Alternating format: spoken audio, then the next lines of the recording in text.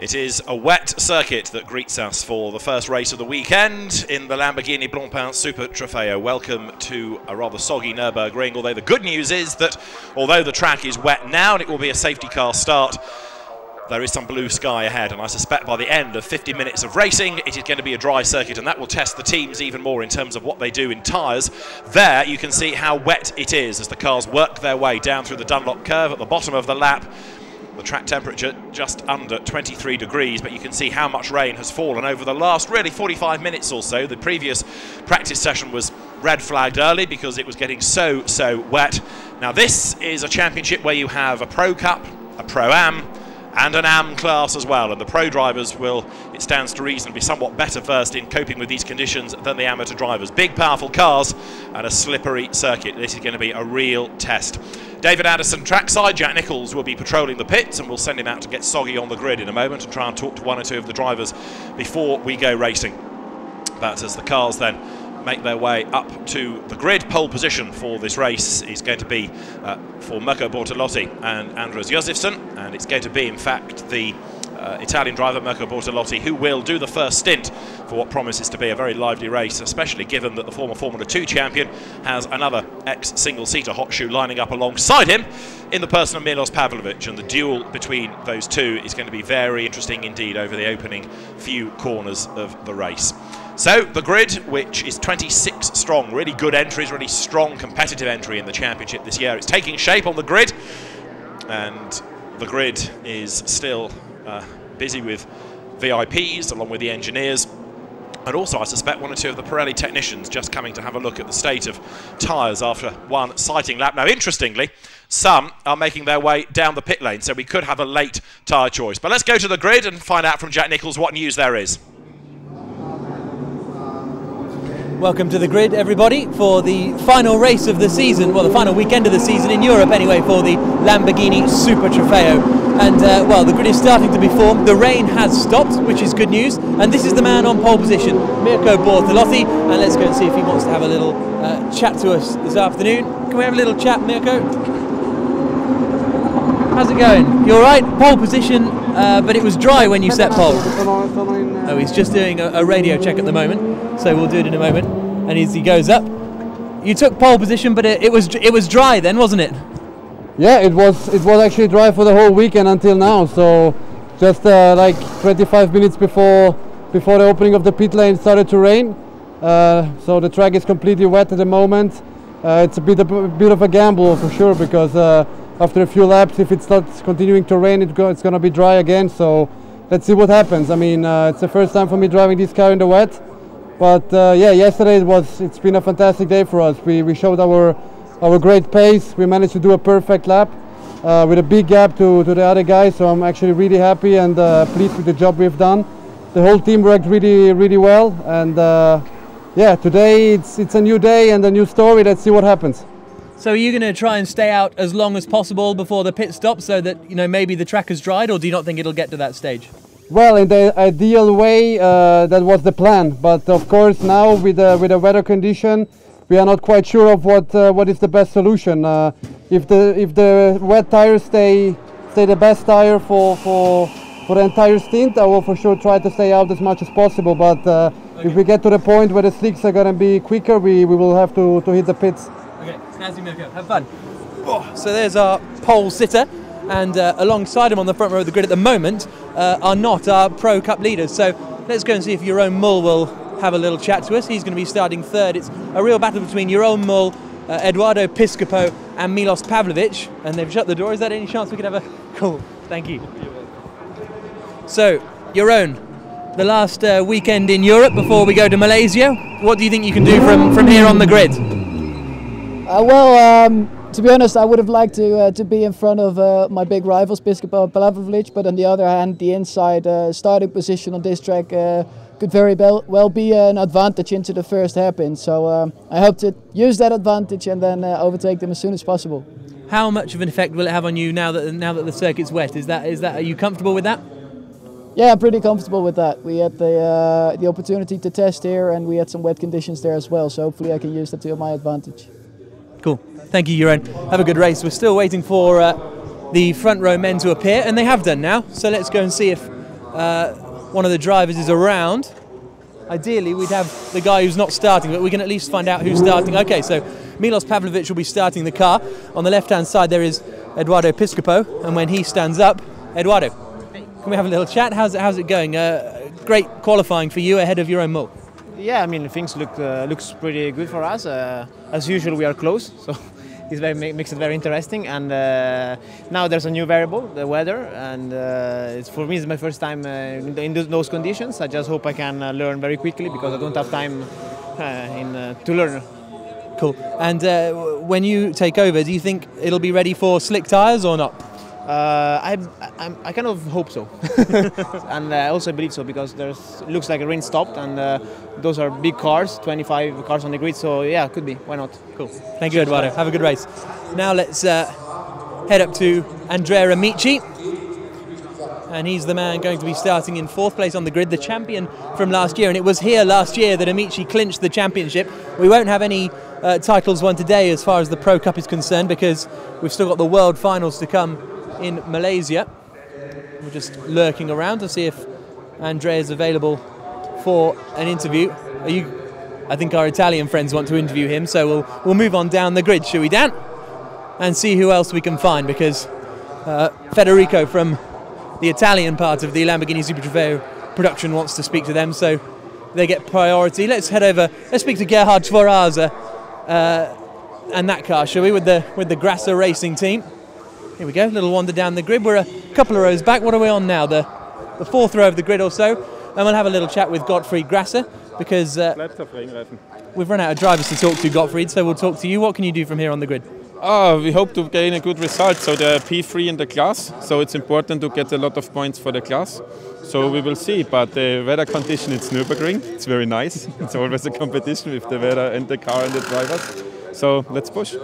Do you think it'll dry up by the time the pit stop window comes? I think yes. We definitely wanted now to fit the slicks. Our driver said no, but he's driving, so I cannot decide it at the end. But I think it will get a dry line really quickly now. It's only some spots of rain now. Cool. Thank you. Have a good one. So that pretty much concludes our top rundown through the order. All the cars are on wet tyres by the looks of things. We'll just have a little wander back towards the front, but we had a good half an hour of heavy rain, and all the cars are definitely on wet tyres. Like they're saying, it might dry up to be slick conditions by the end, but that's going to be interesting to see. Let's see now if we can have Andrea Amici. Let's see if they've spoken to him already. It looks like is it too late for an interview? Is it okay? Let's see if Andrea, let's open the door, see what happens. Can we have a little, is that okay? Andrea, here last season you won the championship. What can you do today? Yes, I have a good sensation tomorrow. Yesterday for us was very difficult because Bonaldi have a good setup, and I have also a little bit problem with the brake. But tomorrow I am very furious, and I hope to make a good job similar to last year. Have a good race, Andrea. Thank you very much for talking to us. So there we go. Those are our main front runners. The whistle is waved and we've got the boards going up. It won't be long before we get the racing underway. And I think for now we're going to throw back to David Addison in the commentary box. That's all from down here on the grid. As the rain has stopped, but the circuit's still wet. Everyone on wet tyres. Back to you, David. Thanks, Jack. So fascinating to hear from the drivers and the teams before the race gets underway about their chances, the track conditions, and how things might pan out for 50 minutes of racing as we get set ready then for this 50-minute race. The championship a little bit different this year in as much as the final rounds of the European Series will take place at the now annual festival in the end of the season event. This time it will go to Malaysia. We are going to be at Sepang for the Lamborghini Trofeo World Final. And so what's going to happen is that the final 2 races of the European Series will happen there on the Thursday and Friday of the race weekend, and then the World Final itself, bringing together those from the European, the Asian and the North American Championships, will run on the Saturday and Sunday of the weekend. So 12 months ago, we were talking about this weekend for champions to be crowned. Assuming that they all make the trip to Malaysia, then it won't be the case this year because there are still more points on offer in the 2 remaining races of the season. Andrea Palmer was the winner at the opening Monza race of the year. Jeroen Mul, in his first year in Lamborghinis, has taken 3 wins, and Milos Pavlovic and Eduardo Piscopo have taken 4 wins along the way. And we have 2 races here and then 2 at Sepang to go before the end of the season. But, of course, there are battles to look for as well in the Pro-Am and the Am categories, so there's an awful lot to keep our eyes on over the course of the next 50 minutes. And that is the view. You can see how wet it is. The rain's still falling, even though the cloud is breaking overhead. Typical Nürburgring weather. You can't really second guess it. Giovanni Venturini is the man with the onboard camera. He lines up 5th on the grid in the Eurotech Engineering SRL car, and he very shortly will follow the safety car. It won't be the rolling start as is tradition. It is going to be a safety car start, and so when the cars are released onto the green flag lap, then it will be effectively into the start of the race. As soon as the cars move, the clock will start ticking. So championship situation to look for. It can't be decided here necessarily, but it can certainly be shaken up this weekend. And in isolation, we have another cracking race to look forward to. You can see there is some blue in the sky. There is certainly a lot of rain on the road. And this, for the early laps of the race, will be a real test of everybody, that is for sure. Jeroen Mul, who has been one of the revelations of the championship, coming into this from the Porsche Super Cup, and has adapted perhaps better to Lamborghinis than he did to Porsches, but he really has looked very good indeed, with 2 wins at Silverstone and then 1 at Paul Ricard. He backed it up with 2nd place in the 2nd race at Ricard, and then 2 second places, I should say, at Spa. So he keeps on scoring, and what that gives us within the championship is that, as you look at the front row car in the hands of Milos Pavlovic, the Am class, led by Simone Pellegrinelli, who's one of the stars of that category this year. Alberto Di Folco leads Pro-Am, and it is Eduardo Piscopo and Milos Pavlovic just 7 points ahead of Jeroen Mul in the Pro Drivers class. Jeroen Mul, of course, therefore, starting 3rd on the grid, needs a good result out of this race to try to do something about that championship situation. Down on the grid, 27, is Andrea Amici. Amici is always a man to watch, one of the quicker drivers in the championship. Last year's champion. Now this year he spent the bulk of the season sharing a car. This weekend he's on his own, and I suspect that's going to bring him right back into contention. You've got there Gerhard Trevaza starting in the car that he will share on the inside of the 4th row with Ronald Hurling, and there is Alberto Di Folco, who will line up further forward on the grid. He's going to be 6th alongside Giovanni Venturini. Door flap, so a bit of fresh air gets into the car. What they might find for the early laps in these is that the condensation becomes a problem as well inside the cars, because the drivers are going to get hotter and hotter and hotter, but outside it's still pretty cool. So it may be that they end up with a steaming up problem. The grid now being cleared, and the grid itself, even though it won't be the rolling start formation, is headed by Mirko Bortolotti, with Milos Pavlovic to line up alongside him. Jeroen Mul and Andrea Amici share the 2nd row of the grid. Giovanni Venturini and Alberto Di Folco come next. 7th is where you find Gerhard Trevaza, and lining up alongside him is Alberto Cerqui, of whom we've not really seen the best this season. There's always more to come.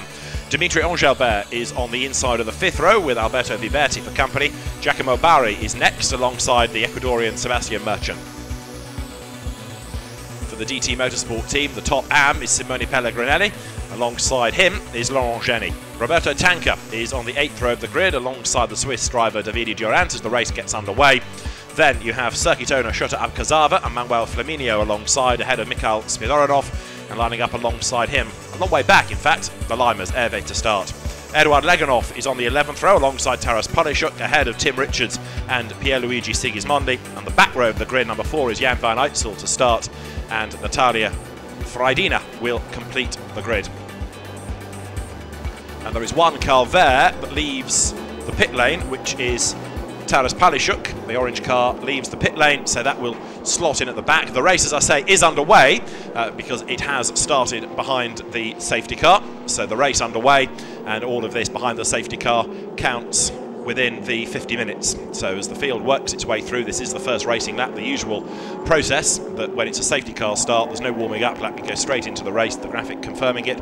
So all of this counts within the 50 minutes, and therefore the race order is grid order, because you can't overtake behind the safety car, and Mirko Bortolotti leads the way. Now, this in a sense is bad news for the pro drivers that have started, because there's a little bit less time in which they can try and pull out an advantage. So it adds to the fascination of this race. And I've got to say, looking from where we are at the start and finish line, that the rain is falling more heavily than it has done for a few minutes. So very trying conditions indeed now being thrown the way of the drivers. Taras Polishuk is the man that will have to do some overtaking off the line, but you can see just how wet the road is. Wet Pirelli tyres trying to cut through the water, but it's going to be a very tough job indeed in full race conditions, that is for sure. And you can understand why the race director has started the race behind the safety car like this. It is so the drivers have a bit more opportunity to see where all the puddles are and try to get some warmth into those tyres. And the break in the clouds hovering over the circuit, rather taunting the drivers, because there is this tendency to think the weather is improving, but on the start and finish line, evidence of that is not really forthcoming. So as the cars work their way now up to the Warsteiner S's, different parts of the circuit looking wetter than others, but that's typical Nürburgring weather. It's so hard to second guess the circuit about an hour and a half away, the other side of the mountains from Spa. You know how fickle the weather can be there.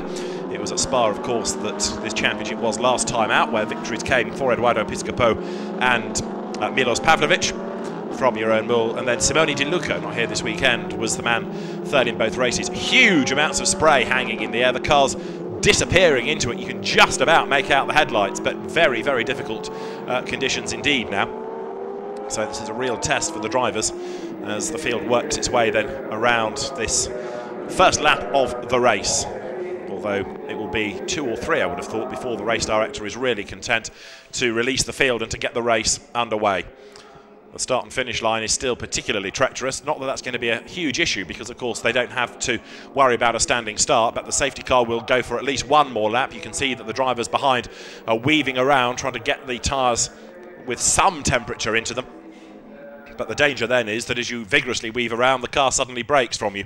These are four-wheel drive Lamborghinis, the Gallardos, so it shouldn't be too much of a drama, but we have seen people spin in the past. And again, that run to the first corner, rather graphically showing just how much water there is on the road. You can see tyre tracks as the cars cut through on the road, but it's still, as they go through, virtually filled up again by the rain that continues to fall. So you've got rain still falling and you've got the spray hanging in the air. This really is going to be very treacherous indeed, but the safety car will be in this time. So the safety car should pit at the end of this lap, and then the cars will be released in anger. We've had effectively 4 minutes of the race already with a very gentle first lap. But for the amateur drivers, this is going to be a real test of them. I think I'm right in saying that we've escaped pretty much with no wet running all year. Very little in terms of race running in the wet, that is for sure. But now things are going to be very different indeed. So, Mirko Bortolotti will lead the way. The former FIA Formula 2 champion, the reigning Eurocup Megane Trophy winner, Milos Pavlovic, with him at the front. Then Jeroen Mul and Andrea Amici, the reigning champion. So a really fascinating fight. Throw in Giovanni Venturini as well, with a good pedigree in single-seater racing. Giovanni Venturini behind the wheel of number 32. Somebody that's raced also in Formula Renault 3.5 and in GP3. He, I think, also should be part of that leading battle, so don't rule him out either. The pace is certainly now quickening within the sectors. The times are coming down a little bit, and that's as much because the safety car's pace has picked up to try to give the drivers some feel for what a half-competitive lap would be. But I have this feeling that the first lap is going to be a very jumbled one, as some people find traction, some people make errors. I think survival for the first few laps is going to be absolutely critical. The cars now accelerate uphill, working their way. I think this is probably the wettest part of the circuit, and there, as some slow right down, utter silliness breaks out behind. Why people insist on slowing to a crawl, it's the same on a motorway situation, but there, everybody behind suddenly has to come to a stop, and thankfully contact avoided, but rather silly from whoever it was that decided to slow right down and then accelerate away to get warmth into the tyres, because that does nobody behind, especially in spray, any good whatsoever. So accident averted, thankfully, but that part of the circuit, again illustrating with the water hanging in the air just how wet it is. The sun is breaking through, it's glinting off the cars, It's a very spectacular sight, but for those inside the cockpits, this really is going to be very difficult indeed. I think I'm right in saying the rain has now stopped at the start and finish area. So there's an element of good news for the teams as the cars now work their way towards the Ad Van Bogen, headed by the safety car that again has slowed right down to bunch everybody else up, but it's going to be a pretty daunting task, I think, to survive the first few corners. And even slower now is Mirko Bortolotti. The car's virtually at a crawl. Now what of course he wants to do is start to accelerate and then keep accelerating. You can't go and slow because that just creates accidents, and therefore the race director will get very, very annoyed. But what Bortolotti does want to do is, as soon as the safety car is out of the way, pick up the pace and then quicken further so he can continue to accelerate and try to get the jump on everybody else. Into the chicane they come. There are two configurations of the chicane, and the Lamborghinis use the tighter, slower chicane. And now we are ready to go racing. Safety car is in, green flag is waved. And so as the cars tiptoe their way around the Coca-Cola curve, we are in business. This is round 9 of the Lamborghini Blancpain Super Trofeo, and with the inimitable rooster tails of spray being kicked up by the cars, we are racing across the line. Bortolotti leads then from Pavlovic, from Mull, from Amici, from Venturini, from Di Folco, from Travaza, and then Cerqui as the cars dive down towards turn 1, ready to turn their way through the right-hander. Dimitri Angelbert's car running in 9th spot, and 1 or 2 running deep into the corner. Giovanni Venturini it was there that sort of brakes a bit late and ran deep into the corner. He survives the moment then as the cars accelerate their way through for the first proper race time. This is lap 3 of the race, and you're on board with Giovanni Venturini as he peers into the spray, tries to find some traction, a braking point, visibility. Life is very tough indeed. Cars for the first racing lap then work their way towards the next sequence of S's through turns 5 and 6, and then the road dives downhill, ready to get to the Dunlop curve. So up front, the man with the visibility is Bortolotti. He is using that to good effect by building the advantage. Venturini is under attack though, because there, running with him, you can see is Alberto Di Folco, who is another of the Pro-Am drivers. Bortolotti, because he has a co-driver in Andros Josefsson, is in the Pro-Am class. Pavlovic and Piscopo are pros, as is Jeroen Mull, and the cars head through the Dunlop curve for the first time. Way out wide goes Gerhard Travaza, looking for a bit more traction. And 77 is Dimitri Angelbert, who is going very strongly indeed. The Mad Croc liveried car that he shares with Mikko Eskelinen, looking to try to gain ground. Dimitri Angelbert, experienced quick driver in GT cars, so should be able to make progress. Ignore Eskelinen's name, he will do the second stint in that car. And the cars work their way then for the first racing time through the Warstein S's and then up towards the chicane. Taras Polishuk having joined in from the pit lane at the back of the queue, now still with work to do. So the field accelerates uphill, and there in the background, Dimitri Angelbert gets forced out wide up onto the curbs, flashing lights from 1 or 2 drivers saying, I'm in a hurry, come on, hurry up or let me by. But everybody justifiably defending for position as Venturini heads up towards the chicane. He is under pressure from Alberto Di Folco, who's on his toes, and he's got Travaza right up behind him. So Di Folco, number 90, trying to attack and defend at the same time. Travaza gets the run coming out of the chicane. He goes to the inside. Gerhard Travaza in the Grasser Racing Team entry. The white, the gold, the black car goes through on the inside. So Travaza at the end of the lap picks up a place, goes ahead of Di Folco, and it's an important battle that, because they're both in the Pro-Am class. Travaza then across the timing line, running 6th, chasing this man, Venturini, who's dropped back a bit now from Andrea Amici, and gets it all wrong going into turn 1. Off goes Venturini into the gravel. Yes, he is. He's had a big lose at the end of the straight. He's not the only one, because other cars have missed their braking points and gone off the road as well. But Giovanni Venturini's car started to get away from him as he braked for the corner, and it's ended up well away from him there in the background in the gravel bed.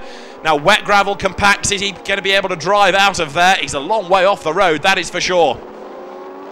In the meantime, Alberto Cerqui here is hustling on, and Cerqui now has got himself up ahead of Alberto Viberti. Good little scrap between these two then. There is Travasa heading towards us, ahead of Di Folco, and then Dimitri Angelbert running next. The cars then still squabbling as we look at this battle between Alberto Cerqui and running behind him Alberto Viberti. Alberto Cerqui, who came out of the Superstars touring car category, and there, look, under attack is Travasa. Here's the replay from Venturini's car down towards turn 1. He brakes, it goes one way, it goes the other, and it goes around, and Giovanni Venturini is off the road. He's in the gravel. Thankfully, didn't take anybody else with him, because when you get it wrong there and the car snakes from one side of the road to the other, everybody else minding their own business can very soon get involved in somebody else's incident. But thankfully, disaster averted, but I think Venturini is going to be out of the race. Bortolotti, in the meantime, is getting away. Pavlovic runs second, and he's being pursued vigorously by Jeroen Mul. Race leaders climbing up the hill towards the NGK chicane. This is lap 4. We've got 38 minutes to go. The clock counts down at the top of the screen. Clipping the curb is Pavlovic. But even though he's not going with Bortolotti, in many ways he's better placed, because Bortolotti will give his car to Andres Josefsson, who isn't as quick. Pavlovic will give his car to Eduardo Piscopo, who is on the pace, very much so, of Milos Pavlovic. So in real terms, the lead battle is what's going on for second now between Pavlovic and Jeroen Mul. Giovanni Venturini's car dragged out of the gravel. As for second and third, they dive down to turn 1 into the Mercedes arena then.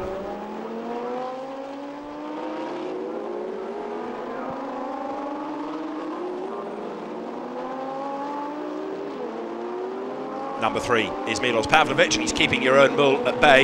It is still very difficult indeed in this race to do any overtaking, because of course you have to go offline. It's even more slippery offline in order to do that, so it's a real test. Jeroen Mul then sitting in the wheel tracks, hoping to force a mistake out of Pavlovic, but still getting a windscreen absolutely full of spray. Through turns 5 and 6 now comes the race leader, Mirko Bortolotti, getting away. 2.9 seconds, of course. He will go to the end of the pit stop window, I suspect, to maximise his available driving time. Venturini's car then, the one that we saw in the gravel, and the field starting to become a little strung out. Bortolotti is the leading driver in Pro-Am. The leading pro is Pavlovic here, under attack from Jeroen Mul. And gosh, what a surprise, Simone Pellegrinelli is the leading Am. He's had a stellar season, new to the championship, the former Seat Ibiza champion, Simone Pellegrinelli, running in 12th place ahead of Shota Abkozava, his nearest class rival, and then Davide Durante in 15th place. Those with a red background to the numbers on the graphic are the ones in the Am class. The ones with the black background to it are the Pro-Ams, and there is the leading pro battle. Milos Pavlovic lapping quicker in the first sector than Bortolotti, who is chasing, but Jeroen Mul is really on his toes now, bringing that gap right down. And is he going to be able to attack as they head towards the Ad Van Bogen? The two of them run together. Wipers on, of course, on both cars, partly because of the spray, partly because there might still be some rain falling on this far side of the circuit. The road climbs uphill towards the chicane. Bortolotti slows the car right down into the NGK chicane, into which now Pavlovic turns on a curb, clipping Jeroen Mul there in 3rd spot. These are magic looking and sounding cars. They're going to be replaced by the new Huracan into the championship next year, so it's the sort of final showdown in Europe for the cars before the one-mate Lamborghini Blancpain Super Trofeo moves to the next generation of car. Over the timing line, Mirko Bortolotti leads 5 laps into the race. He leads by nearly 3 seconds though from Pavlovic, from Mul in 3rd spot. Jeroen Mul tries to attack on the run down to turn 1. Both cars snaking under braking. Jeroen Mul getting closer and closer and closer to the back there of Pavlovic. They're lapping at the moment in the 2:16s. It was a 2:01 in the dry qualifying, so it shows you how the rain has made an effect, but each lap that they do is a better one. So it is suggesting that the road is drying a little. It is also suggesting that the tyres are getting a bit hotter and starting to work better on this wet surface. Mirko Bortolotti leading the way, and then chasing on behind him, Pavlovic and Mul. But what they have done in turn is shake off Andrea Amici, surprisingly, last year's champion, not being able to live with them.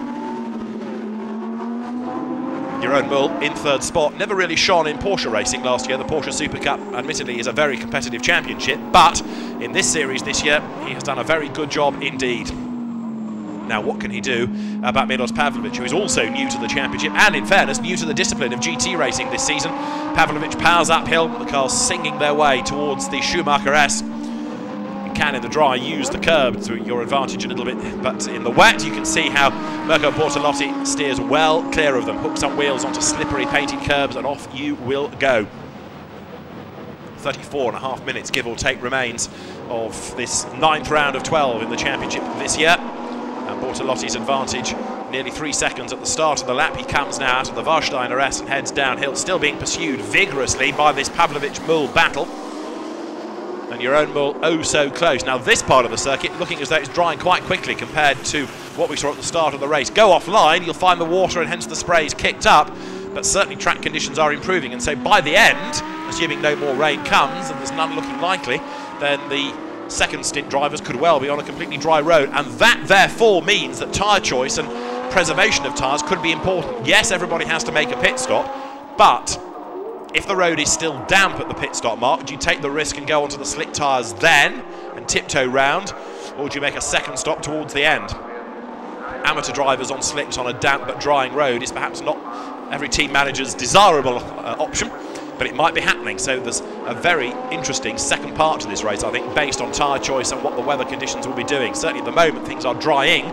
Certain parts of the circuit are drying quicker than others, but the net result is that what we have now may certainly change before the end. So Bortolotti leads at the moment by 3 seconds from Milos Pavlovic, then Jeroen Mull staying with him. He doesn't have to find a way past yet, he can bide his time, and into the pit lane has just come Giacomo Barri, the former Italian GT racer, an Italian touring car racer. This is Simone Pellegrinelli in the blue car, who is the leading AM, and Pellegrinelli is under attack. Shota Abkazava in the green car comes up. The Georgian driver tries to find a way through to a class lead and can't quite do it. So as they scrabble their way out of turn 1, Pellegrinelli again runs wide there, looking for extra traction on the outside line. Davide Duranti in the white car third. So this is the top 3 in the AM class, all running together and trying to buy into it as well. Look in the background is number 63, which is Laurent Geni. Giacomo Barri then into the pits. The Italian driver, who is a soloist, by the look of it, may well be staying there. There's not a huge amount of urgency about that stop, as Simone Pellegrinelli still heads his class, heads Shota Abkazava, the Georgian, former Formula 3 team owner. He owns a circuit in Russia, a circuit in Georgia. He's raced in Legends, both at home and in the USA. And they're also trying to work into that leading battle. Now number 8 is the car in the hands of Manuel Flaminio.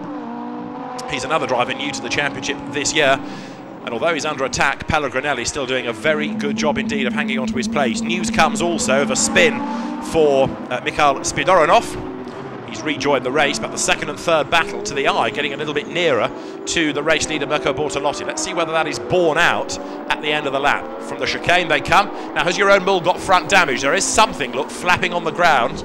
Front splitter, I think, has dropped, possibly a legacy of bouncing over curbs. Let's have another look at that on the next shot coming over the start and finish line. Jeroen Mull's car just looked as though it had a bit of frontal damage when we saw it go through the chicane.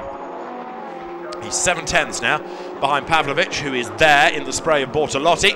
Down to turn 1 they come. And this time it is Pavlovic that gets it wrong going into the Mercedes arena. He just about saves it, but right back with him is Jeroen Mull as they turn their way now through turns 2 and 3. But again, you see, you just get caught out, you go deep into the corner, and because it's a slow exit, you're suddenly massively compromised. Right on your tail now becomes Jeroen Mull, and so it means that Milos Pavlovic has got to do an awful lot of defending, but Jeroen Mull's still not really in a position where he can attack. He's close, but he's not really close enough as the cars work their way down towards turn 5 and 6. It may be that Mull is quite content just to sit there and see what happens in the second stint of the race. Change for the lead of the AM class. Deep into the corner goes Abkazava. He runs out wide. Pellegrinelli fights back, but he can't retaliate. Shota Abkazava now runs wide. Pellegrinelli back on the inside. Davide Duranti in the white car is there as well. Side by side for the class lead, but it's still Abkazava ahead, and now round the outside comes Davide Duranti. Pellegrinelli potentially struggling in these conditions more than others, and Duranti launches himself up the inside. He thankfully brakes in time and doesn't clip the back of the green car of Shota Abkazava, but that was a bit touch and go. But Pellegrinelli, in what I think is his first wet outing in a Lamborghini Blancpain Super Trofeo car, is falling down the order in class, and it may be that he's just not really at home in these conditions.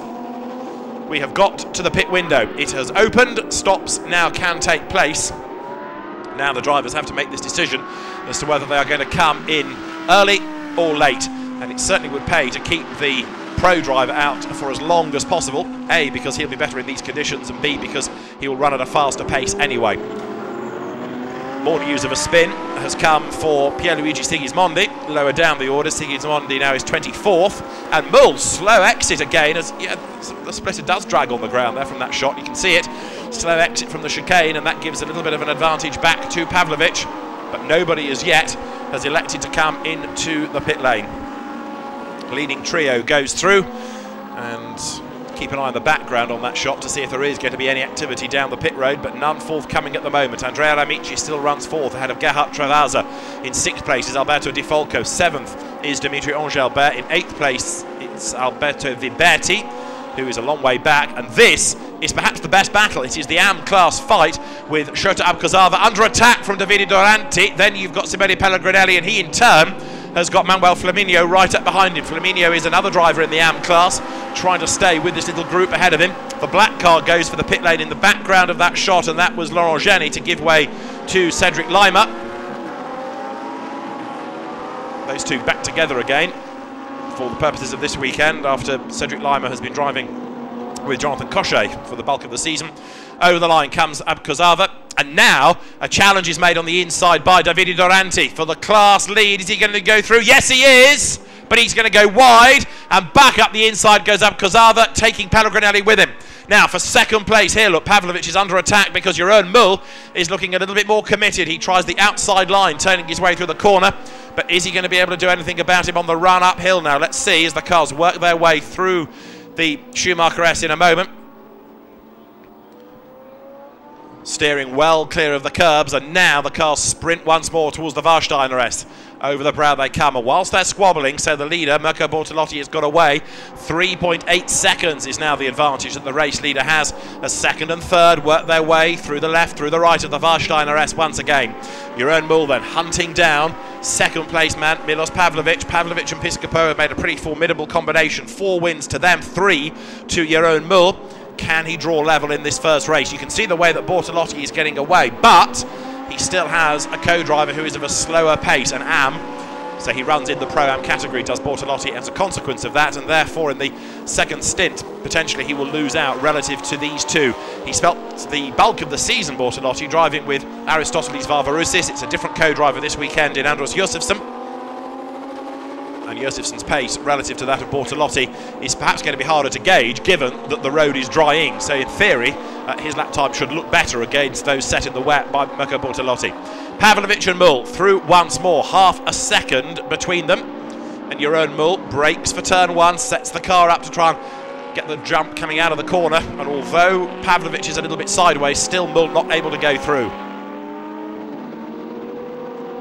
The other element to factor into this, of course, is Jeroen Mul may be quite content to wait for the road to dry out. There's no reason to push yet and risk going off on a slippery circuit when, and they'll all be aware of this because the lap times are improving all the while, the road is drying, the track is coming to them. The field streams through. Lappery now starting to take place as well.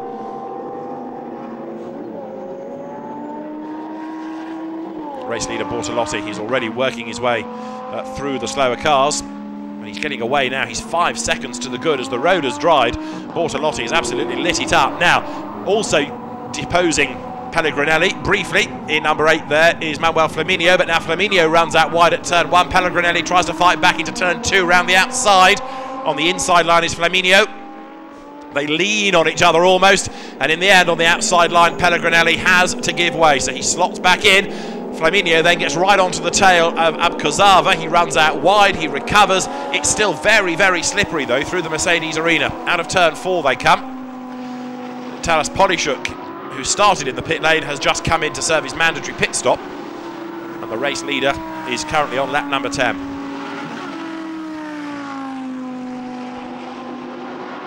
"25 minutes of the race remain as the cars power their way now up towards the chicane, and there also in the pit road is number 4, which is Jan van Uytzel, and off into the gravel, trying to identify the View Cinemas car. I've got a horrible feeling that might be Tim Richards. I'll have a look at it in a moment. Wow, a big, big lose coming into turn 1, a bit like Venturini's incident, but with a lot more drama and a lot more urgency about it. And in the gravel, it is Tim Richards. I was right, I'm afraid to say. The rookie in his first year of racing, great Lamborghini enthusiast, loves being in this championship, but he's done some damage to the car by charging the tyres. The gravel trap, of course, is there to try and slow down the cars, but when it's wet and the gravel compacts, then it's not quite as effective. Andrea Amici now pits. out of 5th, and out of 7th Alberto Di Folco is pitted as well. So the pit stop cycling through as you look at the second place battle between Pavlovic and Mull.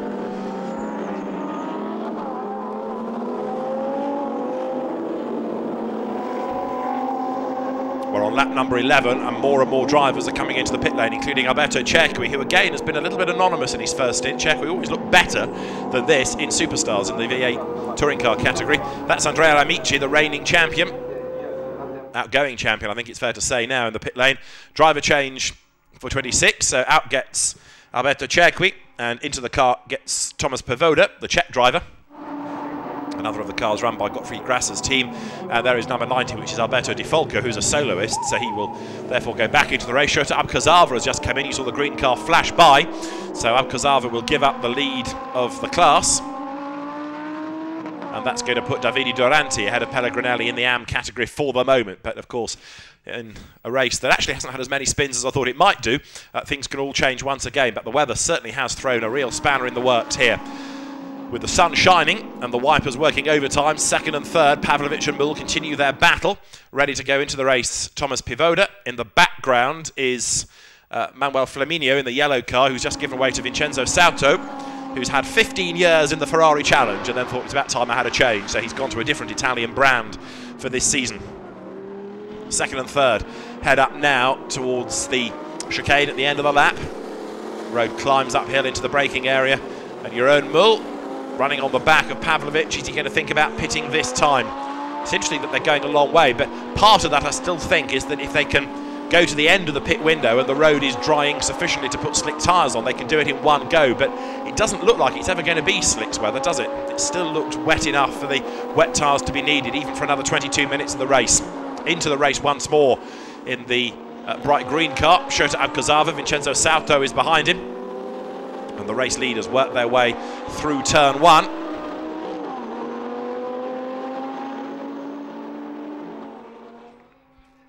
Davide Duranti, the class leader in the AM class, and Shota Abkazava desperate not to lose too much time on that pit stop. So Mirko Bortolotti it is then, leading the way. Still 6.3 seconds is the advantage. More and more head for the pit lane, including Dimitri Engelbert and Alberto Viberti, both coming in. Still none of the leaders have elected to make a pit stop. Taras Polishuk, who was the first one in, still down in 22nd place, but of course he'd had dramas early on in the race and trying to get back into the hunt as a consequence of that, dramas being a start from the pit lane. So he put himself right to the very back of the pack. He should have been 22nd on the grid, but started a long way down anyway. So the race leader, currently on lap number 12, and more people making pit stops. And I'll tell you, the leading 4, namely Bortolotti, Pavlovic, Mull and Travaza, leaving it to the very end of the window, because that is 1 minute and 13 seconds away. They may even not get in time. It's looking a bit touch and go, this, because they've got to do half a lap. They're still in the middle sector. Now, they should be just about good, but it is going to be very, very tight for them to get into the pit lane. So there is Jeroen Mull turning his way now through the Warsteiner S. Where is he in relation to Pavlovic? Because all of a sudden he's on his own. And does that mean that he's dropped back, or does it mean that Pavlovic has dropped off? Bortolotti leading the way. Back into the race there goes 47, which is Alberto Viberti. But Jeroen Mull has lost time relative to Milos Pavlovic by the look of it, as the leader comes in with half a minute to spare. So Mirko Bortolotti has left it as late as he possibly dares. The real tight one is going to be Gerhard Travaza, because he's a reasonable chunk back. He's 21 seconds behind the leader, and the pit window closes in 17 seconds. So the leading 3 are in. Bortolotti crosses the timing line in the pit, so does Pavlovic, so does Mull. Travaza may well be down the pit lane any moment. 7 seconds, 6, 5. Clock ticks down, and is he in time? The pit window should now be closed, and just in time I think has become Gerhard Travaza. So he got in with about a second to spare according to the timing screen. So 33 in gets Andres Josefsson, who who's a relatively inexperienced driver, but it will take over from Mirko Bortolotti, and so his task is to repel the challenge of Eduardo Piscopo and Jeroen Mul. Now, Jeroen Mul could be in the box seat here because he knows exactly what the track conditions are like. It will take him less time to get up to speed after the pit stop than everybody else, because Piscopo is new into the car and into the race, and so is Andres Josefsson. There is 33. That was the car that led coming in. The Bonaldi team ready to send it back into the race. Gerhard Trewalser straps into the car. The slightly slower Ronald Hurling, the Austrian driver. Again, in most cases, the slower driver going second, so it does put the emphasis on the quick driver in stint 1, and hopefully no safety car in stint 2. So with 19 minutes to go, the pit window is closed, and we'll give you a rundown of the order at the end of the lap. But for the moment then, as you look at 27, Andrea Amici, he's trying to carve his way back into contention and has just done the absolute best in Sector 1. Amici, like Jeroen Mul, of course, knows exactly what the track conditions are like, so he should be coming into his own in this second part of the race as drivers now discuss the opening stint in the pit lane. One or two looking rather more animated than others. Right, back on track there. 22 Jeroen Mul goes round the outside of Andres Josefsson. So he's picked up one place. Now, where is Eduardo Piscopo in relation to these two? Has Mul been able to get ahead on the pit stops, or was the first one out Eduardo Piscopo? We'll see in a moment or two as the cars work their way down towards turns 5 and 6. There is number 3, Eduardo Piscopo. So it was a long stop from the Andres Josefsson car, and Andrea Amici is being given a stop-go penalty of 0.8 of a second. I don't think you can do a stop-go of 0.8 of a second, but he has to come in because the pit stop was short by 0.8 of a second, and so he's got to come in to serve that, and that's going to cost him dear. Amici had just got himself up into contention, but a stop-go, effectively, of 0.8, that's what he's required to do, will cost him a whole chunk of time once again. So, lead battle becomes Eduardo Piscopo here versus Jeroen Mul. Mul needs to get ahead in order to set up his championship hopes, and because he knows exactly what the track is like, he can attack more. That's a really brave move round the outside, coming out of the Schumacher S as it lines him up for the inside for the Warsteiner curve, and Jeroen Mul goes through. Or does he? Because back on the inside for the second element of that S comes Eduardo Piscopo. On the outside line is Jeroen Mul. Is there a bit more traction to be found there? Yes, there is. He's got his nose in front. Jeroen Mul takes the lead. Brilliant move. It took him 2 corners to finish it, but he knew exactly where he had to place the car, and that was ever so brave stuff. That was really a bit better knowledge of the track conditions and where he could apply the pressure and where he could really force the issue that stood him in better stead. But it works for Jeroen Mul. He has done it. He's got the race lead, so third in the first stint all the way, and now on the pit stops he gains 1 place, on the track he gains another. Jeroen Mul now has set himself up, but don't rule out Eduardo Piscopo, because as he becomes a little bit more confident with how the track conditions are, and he's therefore feeling better able to push, I suspect he will come back at the race leader. In for his stop and go has just come Andrea Amici, so the good work undone. The leaders go through. Mul leads Piscopo, leads Josefsson, leads Alberto Di Folco. Now Di Folco for third is imminent because he's getting closer and closer to the white car of Andres Josefsson. In the background you just saw the black car of Di Folco turning through turn 1, so he's almost there, he's almost on the back for third place. Race leader, Jeroen Mul, out on his own.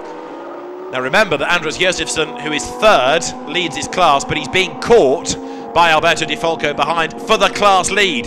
So it's not just about third position overall. Importantly, it is the Pro-Am class lead that we now need to focus on, because that's where you've got the situation developing nicely between Josefsson and Di Folco. Top 2 blast away from us in the background. There's the battle building up. Alberto Di Folco's black car is getting closer and closer. So as they come downhill now, this is the real battle to look for, because the class lead could well change pretty shortly. Alberto Di Folco is a much more experienced Lamborghini racer than Andres Josefsson, and look how close he is under braking for the Dunlop curve. Runs it wide through the first part, looking for where there's often that bit more grip on the outside line. Uphill he comes now. He's getting closer and closer and closer all the while to Andres Josefsson. It won't be long before he's ready to make the move. Out of the Schumacher S, they are together, and he now looks to the inside line going into the Warsteiner corner. He finds the wet on the inside line, but through into the lead of the Pro-Am class goes Alberto Di Folco. He has done it. He's gained third overall, but importantly, the class lead. Defolco it is who leads anyway by 14 points from Aristotelis Varvarousis, who is not here this weekend. Sandro Bickel is not here this weekend, and Gerhard Trevaza is next in the points in the Pro-Am class, and he's running third in the class anyway now that he's given the car over to Ronald Hurling, so it's less of an issue as far as points are concerned. But Alberto Defolco is on target now for third overall. Can he catch those ahead of him? Now in the AM class, Davide Doranti leads from Abcosava and then Pellegrinelli, and this is Pellegrinelli ahead of Roberto Tanca. Roberto Tanca is another in the AM class, powering his way uphill, so this is for third place in the amateur category at the moment that you're looking at with 14 minutes to go, and you can see now how the road has dried out. A discernible dry line has appeared. We have into the pit lane Andras Josefsson from fourth place. Josefsson, who's just lost out to Alberto Defolco, has come into the pit road, so he's only done what, 2 laps, and in he has come. Is it a problem?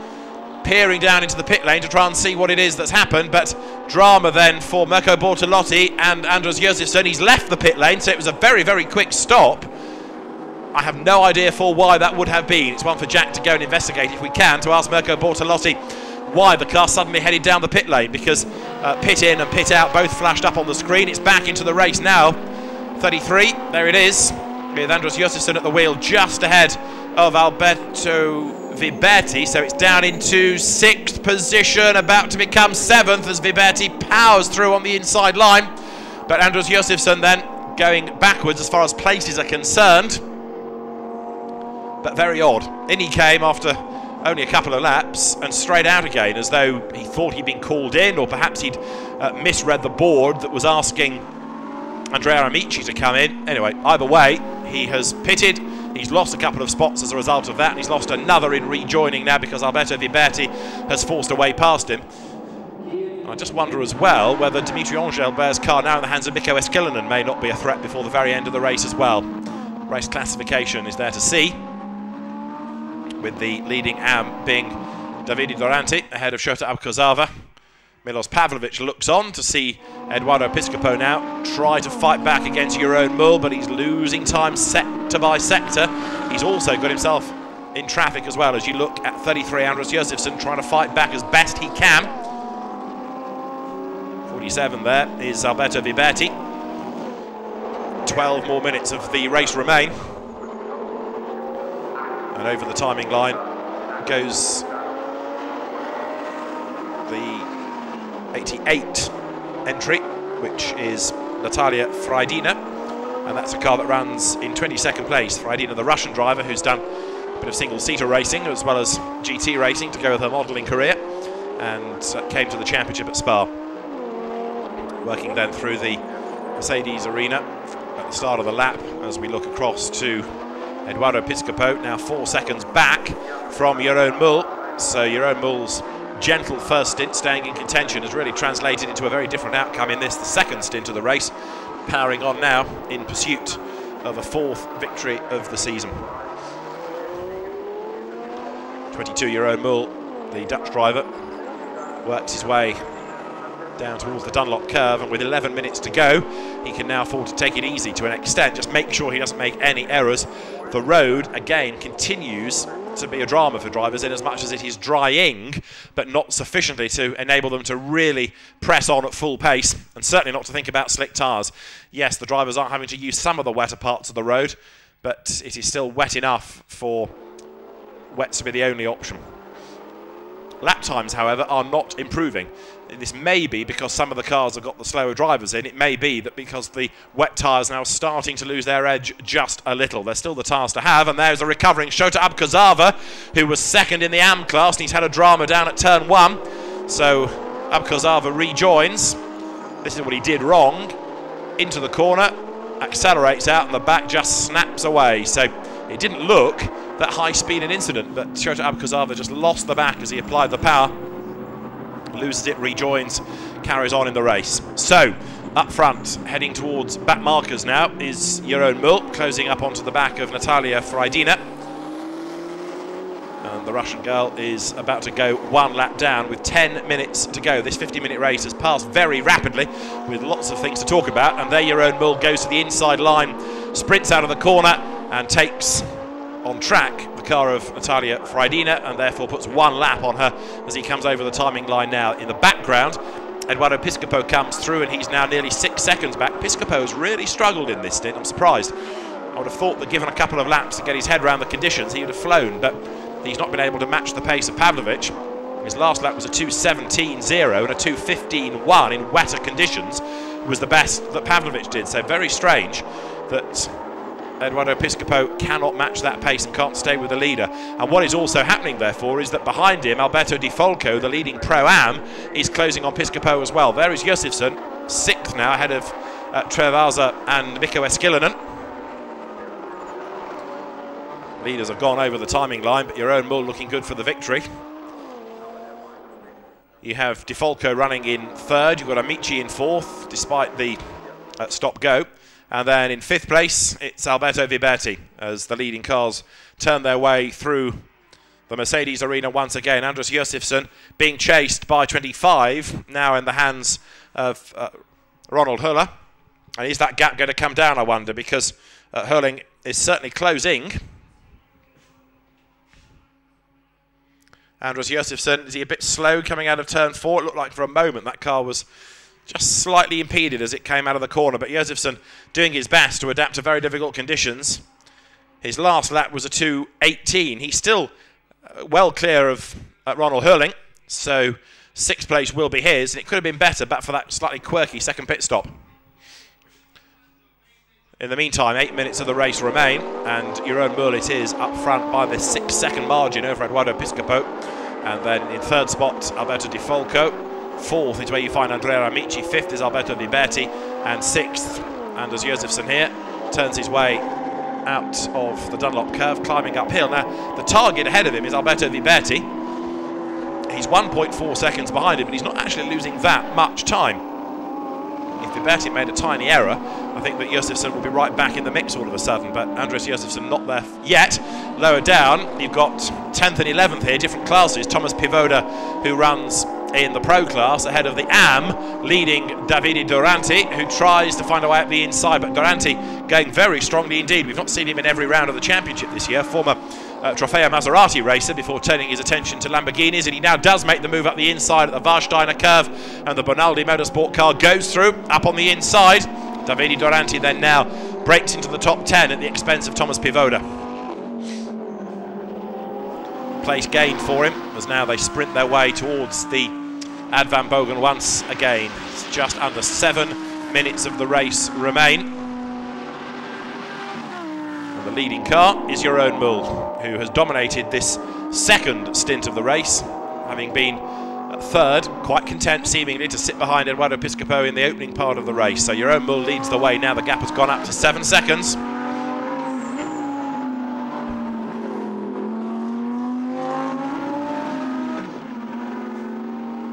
Jeroen Mull set for a 4th victory of the season, and importantly, of course, in the championship, to close that margin against Piscopo and Pavlovic. So it's going to be intriguing going into tomorrow's race, the final European race by location before the final European rounds are held in Malaysia, to see exactly how things pan out, and who knows what the weather has in store for us tomorrow. The forecast is for heavy storms, but this rain came out of nowhere today.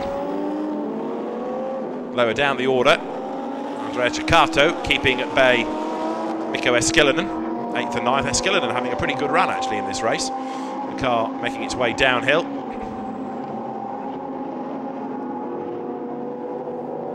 Eskilinen in the slippery conditions, going strongly. There it is, the Mad Croc car.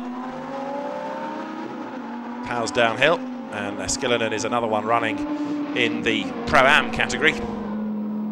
Car started by Dimitri Engelbert, and Davide Duranti making a very good return to Lamborghini racing, leading the class, the AM class, in 10th place overall. And the progress that he's making, it's impressive.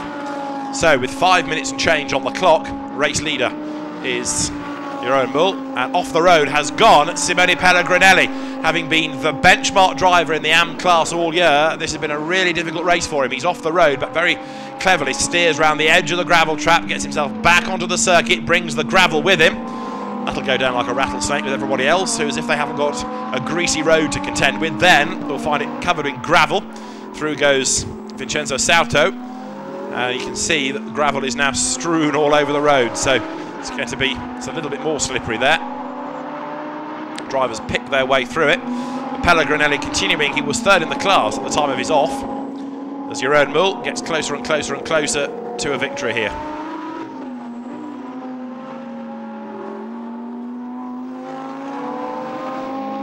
Mul, just to prove the point, on the last lap of the race, did the absolute best in the middle sector, so proving that the road is drying out. But again, you see he looks for the wet parts just to preserve the life in the tyres. We have had on occasions punctured Pirellis, but I suspect that they're not going to have a problem in this unless the drivers have really abused them and don't go to the cooler, wetter parts of the track.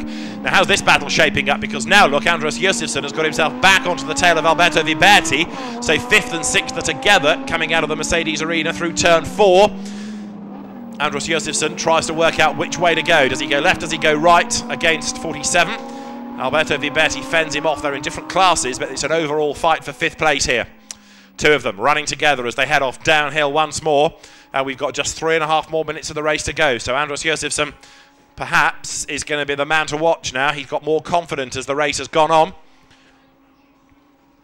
He heads now down towards the braking zone for the Dunlop curve.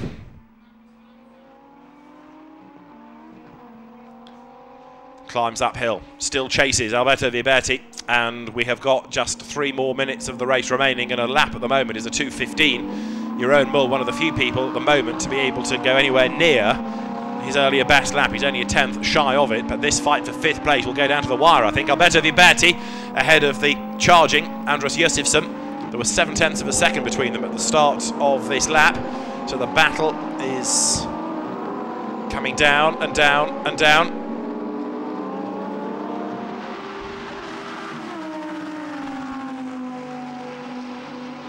The race leaders powering their way through for lap 20 as up to the end of lap 19. A mistake is made by Viberti, and that is exactly what Josefsson tried to take advantage of, but by skipping up the escape road and the slightly quicker run through the chicane, Alberto Viberti stays ahead. Now, does he get a penalty for gaining anything out of that? The situation is the same, but had he actually steered his way through the corner, he would probably have lost the place. So as they come towards the timing line, that's one for the race director to look at. It could, of course, be that Josefsson makes the attack anyway, and it all becomes academic. Over the timing line they go. Now we've got less than a lap time left in the race, so the next time the race leader comes through, I think he will squeeze one more lap out of it, because, of course, a long way up the road against these two is Jeroen Mul. He's in the middle sector at the moment, and he should get back round again with 1:48 on the clock, so there'll be one more lap, I predict, at the end of this. Mul ahead of Piscopo, ahead of Alberto Di Folco, then it's Amici ahead of Viberti and Josefsson, and this is the battle that oh so nearly changed at the chicane. But, in fairness, the gap has widened once more, so Alberto Viberti is pulled away, and it sort of goes back to the point I was making earlier, which is that as long as he doesn't make a mistake, Alberto Viberti seems to be the quicker and therefore can hang on to that position. The cars work their way out of turns 5 and 6. Running a bit wider was Viberti, but perhaps to his advantage, finding a bit more traction on the outside of the road. Jeroen Mul heads up towards the chicane, heads up to start the last lap of the race as well now. Into the braking area for the chicane, turns his way into the left-handed element, then the right of this tighter chicane. The motorbike chicane is used by, for example, the Blancpain Endurance Series this weekend. And as the race leaders work their way now up towards the completion of the lap, Jeroen Mul, the Dutchman, is on his own. So he comes then up towards the line, works his way to start the last lap of the race, and barring a mistake, the victory is going to be his. So he comes through now over the line. The advantage that he's got has been extending and extending. Piscopo has really been a little bit underwhelming in this second stint, 10.3 seconds back from Jeroen Mul now, assuming there's no problem with the car, but he really has not been able to do very much at all about the Flying Dutchman who leads the way. So Jeroen Mul is set for race honours, it would seem now, as the car blasts its way down towards the exit of turn 3.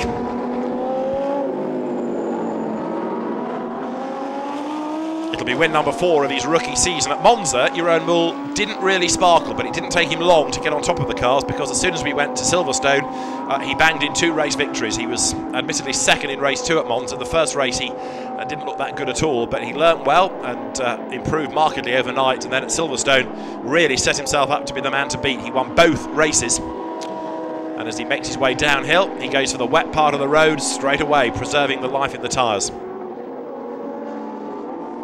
Downhill now through the Dunlop curve once again.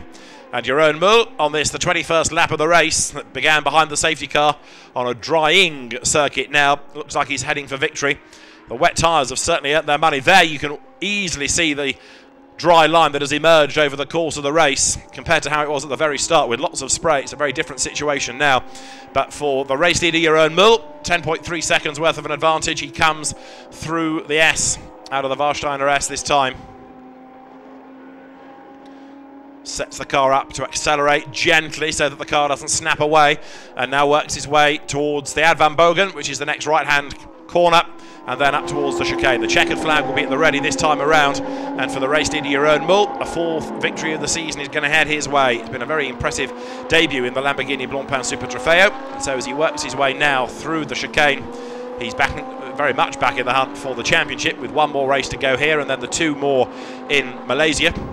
How many of the European teams make the journey, we'll wait and see, but for now, Jeroen Mul powers towards the timing line. Checkered flag is at the ready. Jeroen Mul wins race 1 of the weekend in the Lamborghini Blancpain Super Trofeo, comes across the timing line absolutely on his own. No opposition around him. In the end, a distant second. Milos Pavlovic and Eduardo Piscopo come over the line now. Eduardo Piscopo bringing the car home. And then for 3rd place, it should be Alberto Di Folco, who will win the Pro-Am class. He's just done that now. There he is. Over the timing line comes Alberto Di Folco. Andrea Amici is the man for 4th. And then behind him it should be Alberto Viberti in 5th place. Here is Natalia Freidina in the Novikov television car. 22nd is where Freidina is going to finish, a lap down. Checkered flag wave to her as Natalia Freidina comes across the timing line now, and then behind her on the road it's going to be Alberto Viberti 5th ahead of Andrus Josefsson 6th, and it could have been so much better but for the 2nd mystery pit stop. Andrea Ceccato is running in 7th place, having got himself up past Ronald Hurling. To the line they come, and in 7th place it is then Ceccato in the car that Sebastian Merchant started. In 8th place, Gerhard Travasa and Ronald Hurling. 9th is Dimitri Engelbert and Mikko Eskilinen. And now the AM class won by Davide Doranti there. The largely white car that comes to the head of the shot. He wins the AM class 10th overall, Davide Doranti. Ahead of Cedric Lima and Thomas Pivoda, who round out the top dozen over the timing line. But Jeroen Mul is a very happy man indeed. Race victory goes his way. And the Automobili Lamborghini Racing Team Germany car comes out on top by 12 seconds in the end. Enough to secure the race win for him.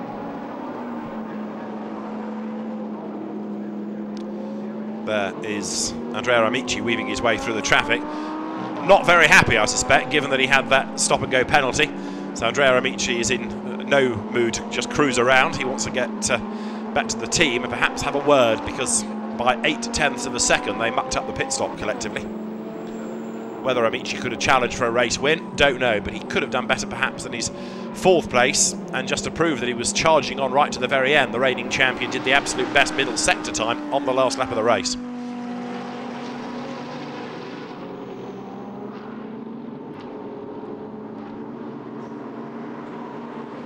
So one more race to come tomorrow morning here at the Nürburgring in the Lamborghini Blancpain Super Trofeo, then the 2 at Sepang to the end of the season. And for now, Jeroen Mul takes victory number 4 of the championship year.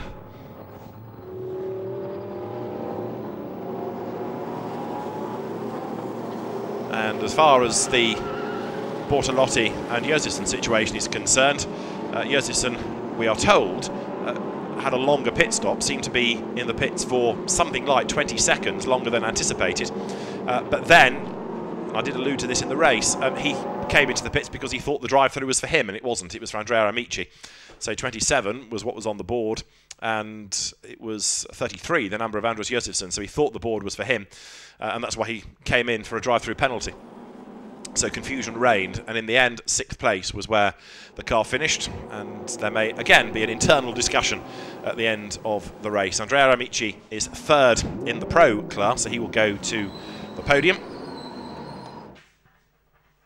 The drivers stop at the foot of the race control building, and then will make their way in a moment or two up to the podium. Davide Duranti will win the AM class, and there is an absolutely delighted Jeroen Mul. He knows that's important as far as the championship is concerned. Celebrates with the family, with the team, and Jeroen Mul has done a grand job to come home victorious by 12 seconds in very trying conditions. By the look of that, you would say that was his best win, wouldn't you? Because he looked absolutely elated with it. Poses for the cameras. And Jeroen Mul will have a word in a few moments with us, but his victory goes his way. Very, very happy man indeed.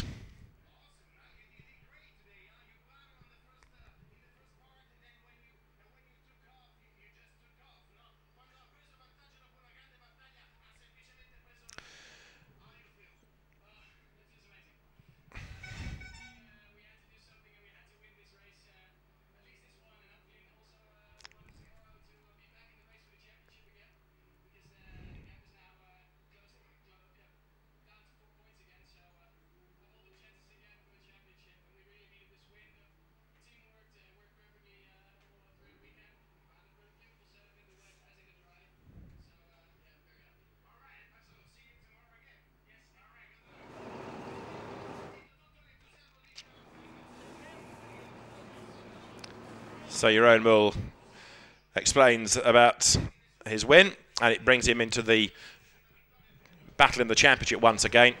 So Jeroen Mul back in the hunt, just 4 points adrift of Pavlovic and Piscopo going into tomorrow's race. And the way that the championship has panned out suggests that it is going to be an absolutely fascinating situation going into tomorrow's race. Let's go to the pit lane and hear from Jack Nicholls. Jeroen, well done. You had to work hard for that one. Yeah, well, I wasn't too happy with the start behind the safety car because I kind of counted on the start to try my first overtaking action on Milos. But in the end, I could follow him nicely, and I could already see that I was quicker than Milos. I didn't want to take too many risks in the beginning, and he was making some mistakes. I tried to profit out of it, but still, it was difficult in these conditions to pass. But in the end, yeah, I had a profit out of the inexperience of Piscopo in these conditions, and that was where I could definitely make up the difference. And I tried to create as big of a gap in the beginning as soon as I passed him, because I knew he had to adapt to the conditions, and that worked out perfectly. So the team gave me the car to do it, and I finished it. Brilliant. Thank you. So Jeroen Mul benefiting perhaps in part from Eduardo Piscopo's limited experience of these cars in the wet, and he's not a rookie in GT terms, Piscopo, because he's raced in Carrera Cup Italy, he's raced in the GT4 class of the Blancpain Endurance Series. So the race results, Jeroen Mul does win from Eduardo Piscopo and Milos Pavlovic, Alberto Di Folco 3rd from Andrea Amici and Alberto Viberti, 6th for Mirko Bortolotti and Andres Josefsson ahead of Sebastian Merchant and Andrea Ceccato, Gerhard Trevalza and Ronald Hurling next from Mikko Eskelinen and Dimitri Engelbert, Davide Duranti a class-winning 10th from Cedric Lima and Laurent Geny, and then Alberto Cerqui and Thomas Pivoda ran out the top dozen. Shota Abkazava comes home 13th, second in class, ahead of Eduard Leganov, who in turn is ahead of Roberto Tanker. Then it is Jan van Uytzel, sharing with Jake Rattenbury. Simone Pellegrinelli is 17th overall, ahead of the Limas. Flaminio and Sauto come home 19th from Spironov. Taras Polishuk a lap down, so too Freidina and Sigismondi, with Giacomo Barri an early retirement.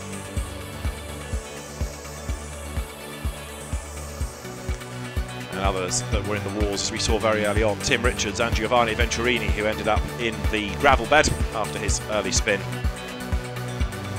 So, as far as the championship situation is concerned, Jeroen Mul then is a little bit closer going into tomorrow's race, and it is 118 for Pavlovic and Piscopo against his 114. It's only really these drivers now fighting for the championship, because Andrea Amici is too far back. Jonathan Cochet not here this weekend. Cedric Lima has elected to go to Pro-Am and share once more with Laurent Geny. Alberto Viberti, Roberto Tanker, Giovanni Venturini all effectively out of the hunt as well. But it's not just about the Pro Cup, of course. There is Pro-Am, which has been competitive all season. Alberto Di Folco is the man who now leads that from Gerhard Trevalsa, who in turn is at 1 point up on the absent Aristoteles Barbaroussis. Then it is Sebastian Merchant, 4 ahead of the absent Sandro Bickel, Mirko Bortolotti ahead of Dimitri Ange-Albert and Mikko Eskilinen. So, drivers making their way out onto the podium. There are 3 podium ceremonies. We have the AMs, which traditionally come first. We have the Pro-Ams, and then we have the Pros. And so, already on the podium is Eduard Leganov, Shota Abkozava at the far end of the podium, and the top step in the AM class goes to the returning Davide Doranti.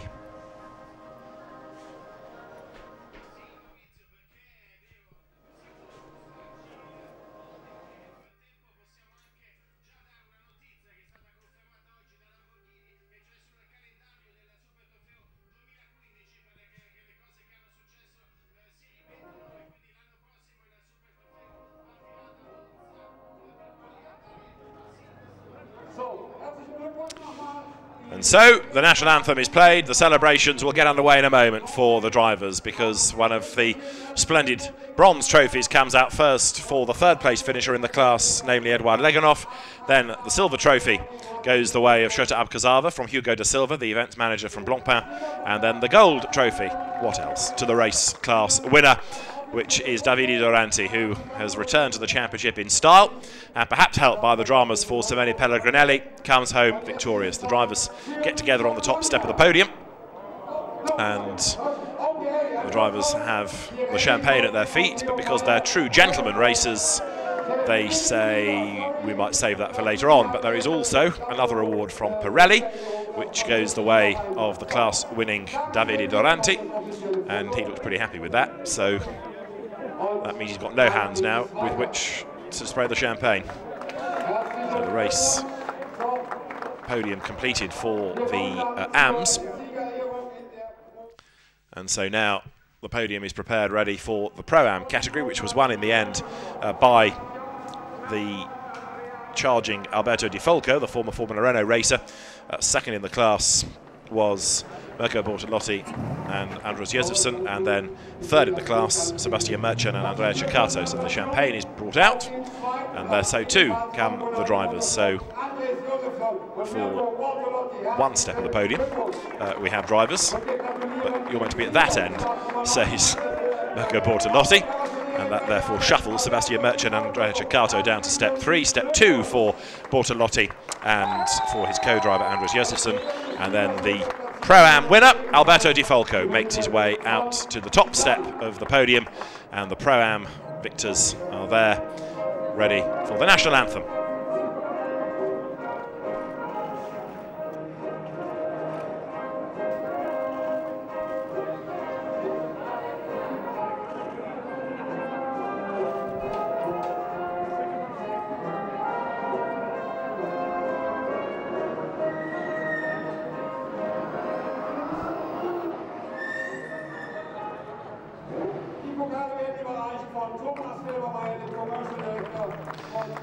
And so the drivers will in a moment celebrate on the podium with Thomas Felbermayr, the commercial director of Automobili Lamborghini, there to present the trophies, and the rather Italian-dominated podium is there, with the one exception of Andros Josefsson, the Argentine, who is going to receive his 2nd place trophy now alongside Mirko Bortolotti, and then the class-winning Alberto Di Folco is there. The anthems and the flags, incidentally, are for the team rather than for drivers, because it is considered in a 2-driver situation like this that anthems and flags go for teams rather than trying to have 2 anthems or 2 different flags. It will get hellishly confusing. So that's the reason that poor old Andros Josefsson may appear to have been ignored. But Mirko Bortolotti towers over the class-winning Alberto Di Folco, and the drivers are set from the podium, some to run away, like the rather wimpish Mirko Bortolotti, and that therefore means that it's no fun anymore, so we might as well all leave the podium. And bearing in mind that there is a splendid hospitality set up for the Lamborghini Blancpain Super Trofeo, the celebrations may well decamp there and start a bit earlier than the traditional Saturday night barbecue. The podium then is being made ready for the pro drivers, and for 3rd place out comes Andrea Amici, whose gruntle left him early in that race, I think, with a stop-go penalty. A very disgruntled looking Andrea Amici. For second place, Milos Pavlovic, and Eduardo Piscopo plonks his cap back on his head. And Jeroen Mul is going to be the man on the top step of the podium for another victory and a very impressive drive, and he's absolutely delighted with that. You could see that when he got out of the car in Parc Fermé. And Jeroen Mul, the Dutchman it is, on the top step of the podium once again.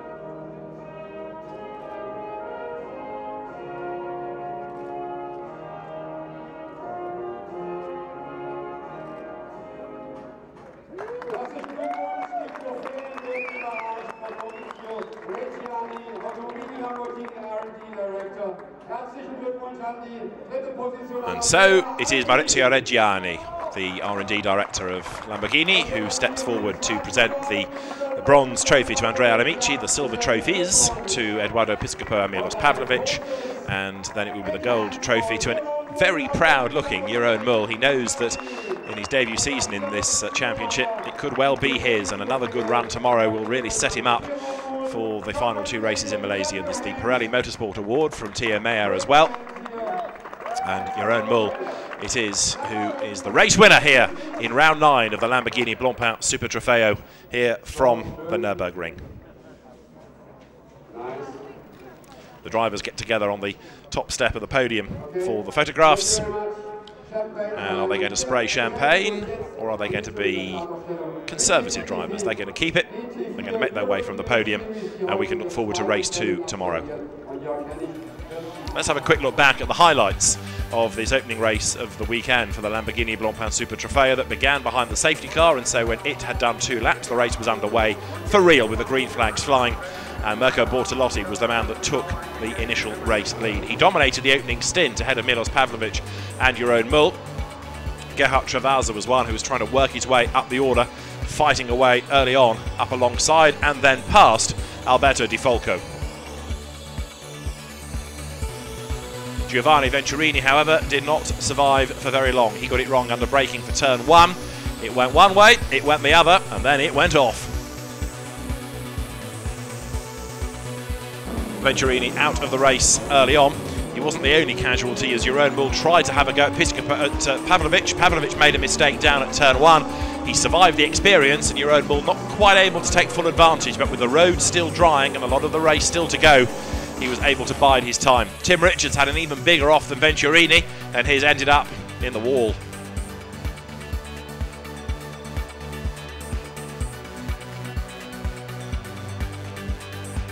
Shota Abkazava was another man who got it wrong coming out of turn 1, the back overtaking the front, and the then AM-class pace setter spinning himself down the order. Simone Pellegrinelli, who'd been dominating the class of the championship this year, went off the road as well, hooked it round the outside of the gravel bed and rejoined the race, but wouldn't get to the podium for a change.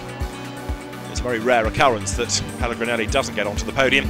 He brought lots of gravel back onto the road as the battles continued on track, with Alberto Viverti making a mistake going into the chicane, and Andres Josefsson tried to sneak past him, but Viverti was on his toes and powered back ahead. At the checkered flag then, it was a win for Jeroen Mul. He managed to make the second stint absolutely his, and Jeroen Mul victorious once more in the Lamborghini Blancpain Super Trofeo. He was a delighted man as he celebrated in Parc Fermé. Race 2 comes up tomorrow here from the Nürburgring. It should be another thriller.